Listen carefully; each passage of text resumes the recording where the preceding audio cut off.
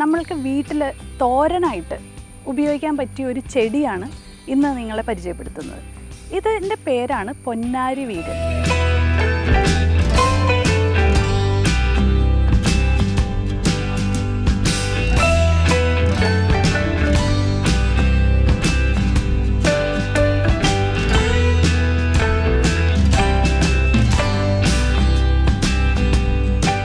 ഒന്ന് ജസ്റ്റ് വാടുന്നേ ഉള്ളൂ, അല്ലാതെ അതിങ്ങനെ ഫ്രൈ ചെയ്തെടുക്കുന്നില്ല. അതുകൊണ്ട് തന്നെ ഇതിൻ്റെ ആ ഒരു ന്യൂട്രീഷണൽ വാല്യൂ നഷ്ടപ്പെടുന്നില്ല എന്നാണ് എനിക്ക് തോന്നുന്നത്.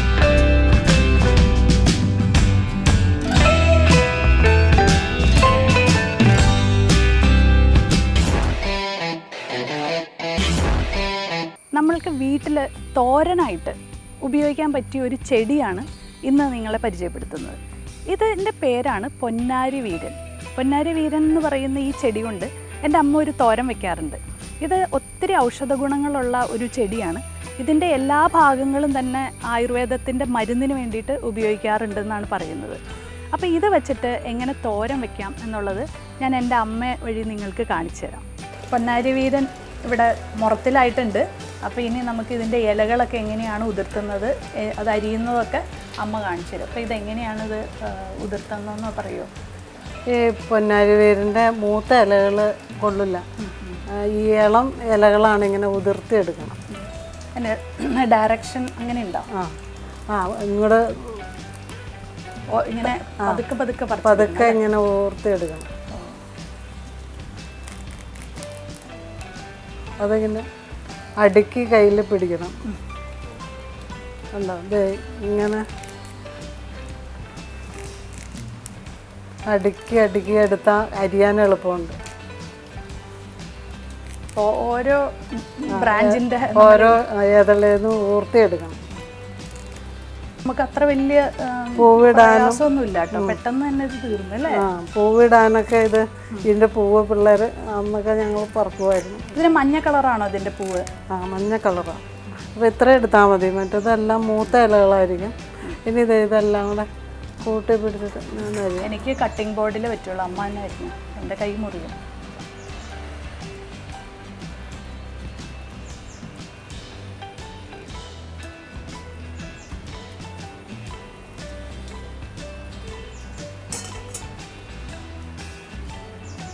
വെയിലത്ത് പറിച്ചു മഴയത്ത് അരിയാണ്. ഇപ്പം ആ വെയിലത്ത് പറിച്ച കാരണം ഒന്ന് വാടി ഇല അല്ലേ.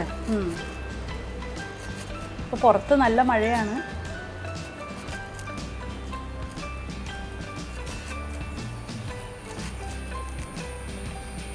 കുട്ടികൾക്കൊക്കെ ഇത് അരിയാൻ വിഷമമായിരിക്കും, കട്ടിംഗ് ബോർഡിൽ വെച്ച് അരിഞ്ഞാലും മതി. പക്ഷേ ഇത് എനിക്ക് തോന്നുന്നു ഇതിൻ്റെ ആ ഒരു നീറ്റ്നെസ് എനിക്ക് തോന്നുന്നു കുറച്ചും കൂടെ ഇങ്ങനെ അടുക്കി വെച്ച് നിങ്ങൾ അരിയുമ്പോൾ ആ ഒരു പെർഫെക്ഷൻ ഞങ്ങൾക്ക് കിട്ടില്ല. പിന്നെ അധികം അങ്ങോട്ടും ഇങ്ങോട്ടും ചോപ്പ് ചെയ്യാൻ പാടില്ല എന്ന് തോന്നുന്നു അല്ലേ അതിൻ്റെ ആ ഒരു. അല്ല, അത് ചോപ്പ് ചെയ്യണേ എങ്ങനെയായാലും കുഴപ്പമില്ല, ഇലയല്ലേ, എങ്ങനെ ഉള്ളിൽ ചെന്നാൽ വളരെ നല്ലതാണ്. ആയുർവേദ അതല്ല, അധികം കട്ട് ചെയ്യും തോറും അതിൻ്റെ ആ ന്യൂട്രീഷൻ പോവില്ലേ? അല്ല, അങ്ങനെ പോവില്ല. ഒന്നൊക്കെ അങ്ങോട്ട് അരിഞ്ഞിട്ടാൽ മതി. ഇപ്പോൾ ഇത് അരിഞ്ഞു കഴിഞ്ഞു. ഇനി അടുത്ത കാര്യങ്ങളിലേക്ക് നമുക്ക് കിടക്കാം.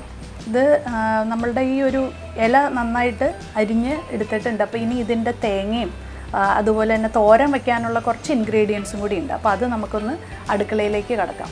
അപ്പം നമ്മൾ തേങ്ങയും ഉള്ളിയും ഒക്കെ കാണിച്ച സംഭവങ്ങളെല്ലാം വെച്ചിട്ട് നമ്മളിത് ചതച്ചെടുത്തു.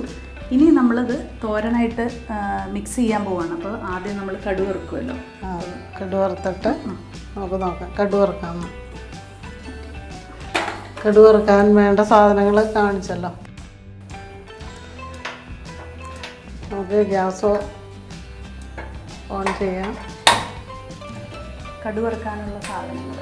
അപ്പം നമുക്ക് കടുക് വറുക്കാനുള്ള സാധനങ്ങൾ: 2 വറ്റൽമുളക്, കുറച്ച് കടുക്, കരിവേപ്പില, പിന്നെ അരി. ഇത് പ്രധാനമാണ്. അത് ചെയ്യേണ്ട എങ്ങനെയാണെന്ന് നമുക്ക് നോക്കാം. ആദ്യം കുറച്ച് വെളിച്ചെണ്ണ,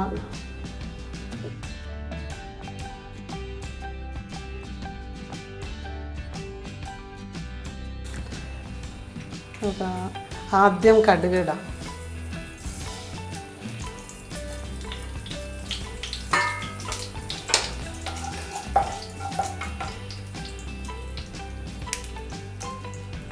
മുളക് മുറിച്ചിടാം, കരിവേപ്പിലയും ഇട്ട് കൊടുക്കാം. ഇത് പൊട്ടി കഴിഞ്ഞിട്ടാണ് അരി ഇടാവുള്ളൂ. അരി ഇട്ടു. ഈ അരി ഇടാം. കടുക് ഒരുവിധം എല്ലാം പൊട്ടിയതിന് ശേഷം അരി ഇടണം.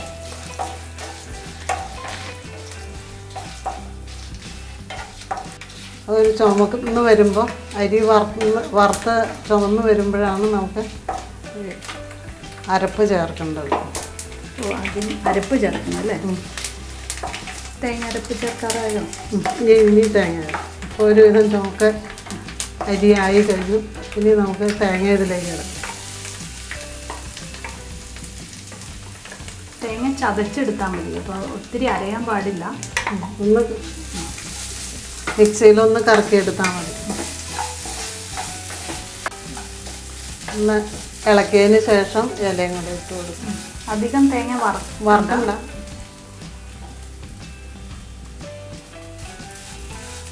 ഇളക്കി അങ്ങ് ചേർന്ന്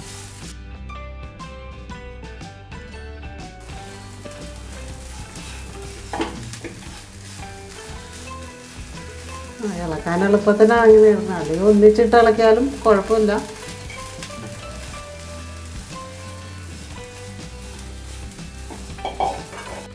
ഒന്ന് ഇളക്കിയിട്ട് കൊടുക്കാം. അടിയിലുള്ളതെല്ലാം വെന്ത് വന്നിട്ടുണ്ട്. പെട്ടെന്ന് ആവും ഇത്.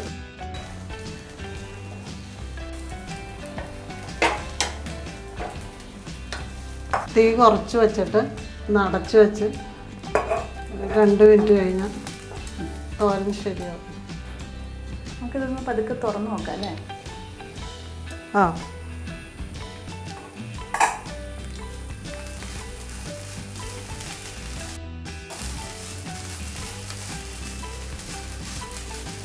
ഇത് ആയിട്ടുണ്ടെന്ന് തോന്നുന്നു. എന്തോന്നും നോക്കിയാൽ അപ്പം നമുക്ക് ടേസ്റ്റ് ചെയ്ത് നോക്കട്ടെ.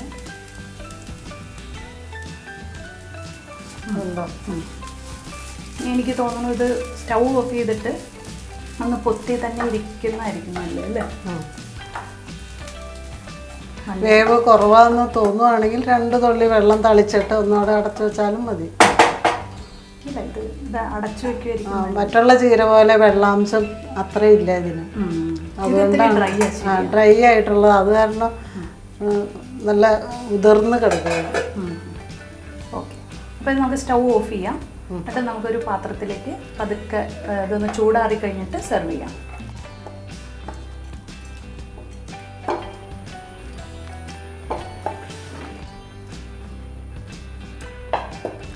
ചൂടോടുകൂടി തന്നെ ഇരിക്കുന്നുണ്ട്.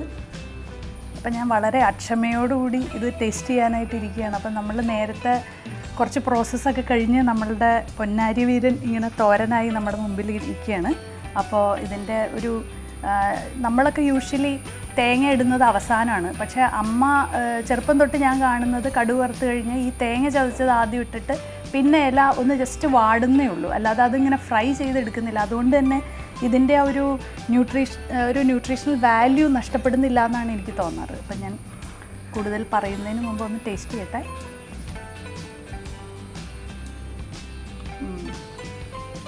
നല്ല ടേസ്റ്റ് ആയിരിക്കും എന്ന് ഞാൻ പറയേണ്ട ആവശ്യമില്ലല്ലോ, കാരണം ഇതിൻ്റെ മരുന്നിൻ്റെ ആ ഒരു ടേസ്റ്റും കൂടി ഇതിനകത്തുണ്ട്.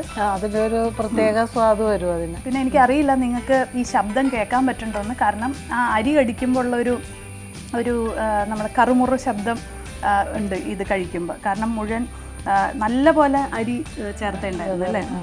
അപ്പോൾ അതുകൊണ്ട് തന്നെ ഇതിനകത്ത് കണ്ടാലും അറിയാൻ പറ്റും. അപ്പോൾ തോരൻ ഉതിർന്ന് വരും, അല്ലെങ്കിൽ കട്ട പിടിച്ച് കിടക്കും. ഈ അരി ഇടുമ്പോൾ അതിൻ്റെ സ്വാദും ഈ കറുമുറു വായിൽ വരികയും ചെയ്യും. നല്ല ടേസ്റ്റായിരിക്കും. മറ്റേ കുഴഞ്ഞ ചീരത്തോരൻ കഴിക്കാൻ എല്ലാവർക്കും അത്രയും ഒരു സെപ്പറേറ്റ് ആയിട്ട് കിടക്കും. അത് നല്ലൊരു ഐഡിയ ആണ് കേട്ടോ. അപ്പോൾ എല്ലാവർക്കും ഈ പൊന്നാരി വീരൻ വെച്ചിട്ടുള്ള തോരൻ നിങ്ങളുടെ തൊടിയിലും പറമ്പിലും ഒക്കെ അവൈലബിൾ ആണോ എന്ന് ആദ്യം നോക്കുക. വേറെ ഇലയൊന്നും എടുത്തിട്ട് വയ്ക്കാൻ നിൽക്കരുത്. അപ്പോൾ ഇതിൻ്റെ ഒരു കൺഫർമേഷൻ മുതിർന്നവരോടോ കാർന്നവന്മാരോടോ ഒക്കെ ചോദിച്ചിട്ട് നിങ്ങൾ പറിച്ച് ഇതുപോലെ ഒന്ന് ട്രൈ ചെയ്യുക. ഈ ചീരയില വെച്ച് എല്ലാവരും ഒന്ന് ഉണ്ടാക്കി നോക്കണം കേട്ടോ. ഈ തോരൻ എല്ലാവർക്കും ഇഷ്ടപ്പെട്ടാൽ അത് കമൻറ്റ് ചെയ്യാനും മറക്കരുത് കേട്ടോ.